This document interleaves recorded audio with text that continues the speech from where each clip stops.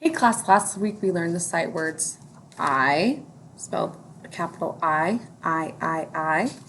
the word like, L-I-K-E, like. This week we're learning the word the, T-H-E, the. And when I see these two letters that stand together, they say th, so the. And this word is a rule breaker. It doesn't follow any rules.